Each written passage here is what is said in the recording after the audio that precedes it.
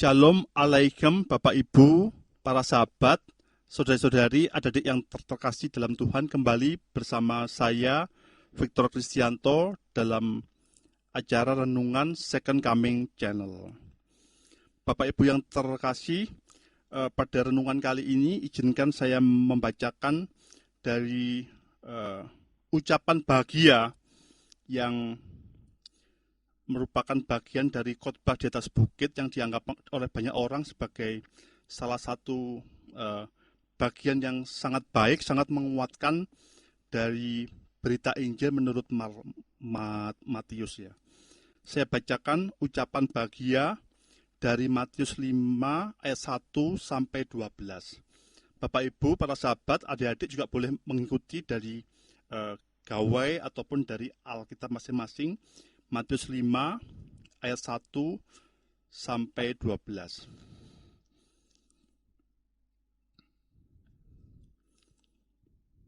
Saya bacakan ya.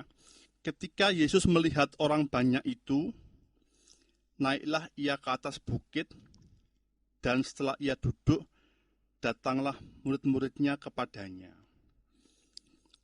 Maka Yesus pun mulai berbicara dan mengajar mereka. Katanya, berbahagialah orang yang miskin di hadapan Allah, karena merekalah yang empunya kerajaan surga. Berbahagialah orang yang berduka cita, karena mereka akan dihibur. Berbahagialah orang yang lemah lembut, karena mereka akan memiliki bumi. Berbahagialah orang yang lapar dan haus akan kebenaran, karena mereka akan dipuaskan. Berbahagialah orang yang murah hatinya, karena mereka akan beroleh kemurahan. Berbahagialah orang yang suci hatinya, karena mereka akan melihat Allah. Berbahagialah orang yang membawa damai, karena mereka akan disebut anak-anak Allah. Berbahagialah orang yang dianiaya oleh sebab kebenaran, karena merekalah yang empunya kerajaan surga. Berbahagialah kamu jika karena aku kamu dicela dan dianiaya, dan kepadamu difitnahkan segala yang jahat. Bersukacita dan bergembiralah, karena upahmu besar di surga, sebab demikian juga telah dianiaya nabi-nabi yang sebelum kamu. Bapak, Ibu, adik-adik, saudara-saudari yang terkasih, memang ucapan bahagia ini mungkin sering kita dengar. Saya pun juga beberapa kali membaca ulasan mengenai khotbah atas bukit. Banyak yang memuji ini salah satu khotbah atau pidato terbaik yang dari seorang yang bijak, seorang yang tercerahkan. Tapi saya kira Yesus bukan sekedar seorang guru yang bijak atau seorang tercerahkan yang mengajar, namun Yesus juga memberikan harapan, khususnya bagi kita.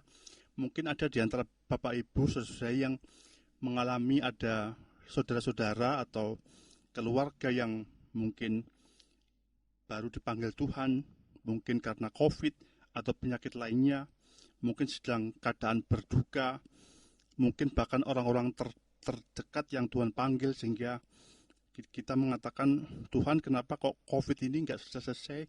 Kenapa kok sepertinya Tuhan tidak memberikan pertolongan? Tapi saya kira memang kita masih melihat kembali bahwa kadang-kadang kedukaan, kadang-kadang hal-hal yang buruk diizinkan justru supaya kuasa Tuhan dinyatakan melalui hal-hal yang lebih baik yang kita alami. Jadi ada kalimat bijak yang mengatakan bahwa kalau Anda mau melihat pelangi, tunggulah dulu sampai hujan. jadi kita nikmati hujan itu supaya nanti ada pelangi. Atau kalimat lain mengatakan jangan khawatir bahwa di balik awan yang kelam masih ada matahari yang bersinar. Jadi kita memberikan semangat bagi orang-orang yang baru kehilangan keluarganya, atau mungkin usahanya mungkin tidak berhasil, atau mungkin karena pandemi saya mendengar banyak UMKM yang terpaksa harus berhenti. Saya juga membaca kira-kira 1 bulan lalu ya, itu ada laporan bahwa usaha batik itu dari penjualan 2019 sebelum pandemi, begitu masuki 2020 itu ngedrop. Dan saya yakin banyak UMKM, tidak hanya batik ya, banyak UMKM seperti itu yang terjadi mengalami kelesuan. Bahkan saya dengar juga di beberapa daerah yang bertumpu pada pariwisata, sektor pariwisata itu mengalami kelesuan ya. Tapi kita percaya bahwa situasi akan berangsur pulih asalkan kita juga tetap menjaga kesehatan ya. Satu hal yang menarik ketika saya membaca beberapa buku yang membahas mengenai khotbah di atas bukit, itu ada ulasan yang menarik di buku ini, Imperfect Disciple ya, Jared C. Wilson. Ini buku ini sederhana bahasanya, kalau mau cari bisa di toko buku Immanuel atau mungkin di Gandomas ada. Buku ini membahas bahwa seringkali bahan-bahan pemuritan yang kita lihat atau dengar, mungkin ada yang di gereja Bapak Ibu ada yang punya program pemuritan, seringkali mengasumsikan bahwa para murid itu harus sempurna, orang-orang yang istilahnya perfect ya. Padahal kenyataannya mungkin dunia ini jauh dari sempurna ya.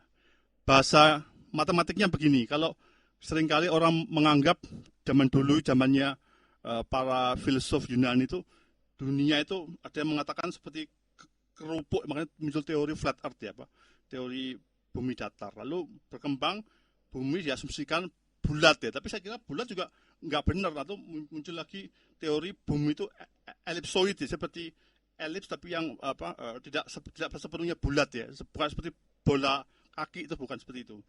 Tapi yang benar, bumi juga ada unsur elipsoid secara global, tapi juga ada permukaan yang tidak rata, ada gunung, ada lembah, bahkan ada palung di laut. Jadi tidak benar bahwa bumi kita itu bumi yang sempurna, rata mulus gitu.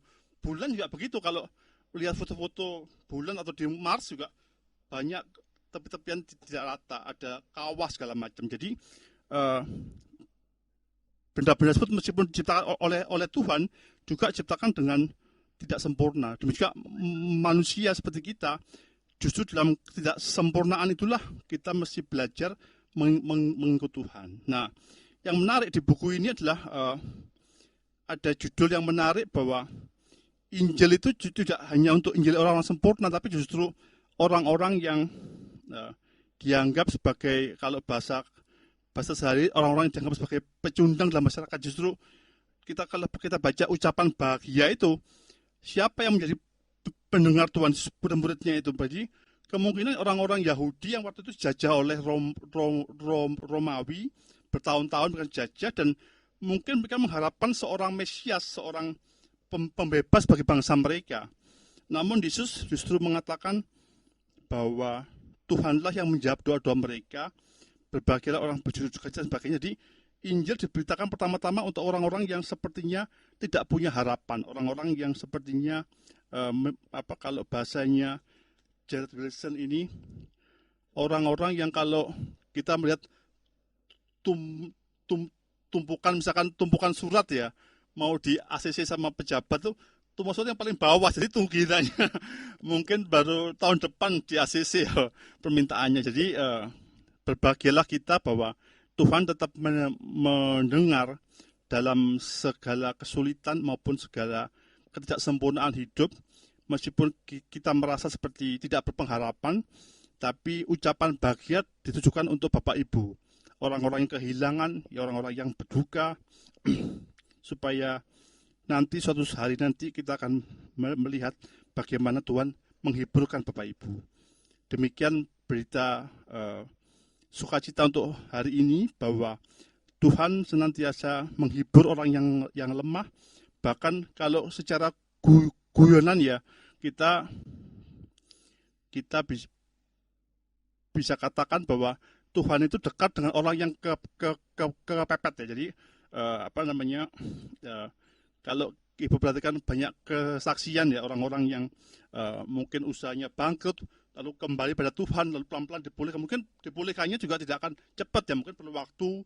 Lalu atau orang yang sakit penyakit berseru pada Tuhan, Tuhan juga menjawab. Tapi memang kadang-kadang Tuhan taruh kita di situasi-situasi yang tidak menyenangkan justru karena Tuhan peduli dengan pertumbuhan iman, pertumbuhan spiritual Bapak Ibu. Jadi bagi Tuhan membalik misalkan posisi jelek menjadi posisi yang bagus itu sangat gampang. Tapi Tuhan justru peduli supaya iman kita dikuatkan. Semoga renungan kali ini menguatkan kita. Tuhan memberkati Bapak Ibu saudara sekalian. Amin.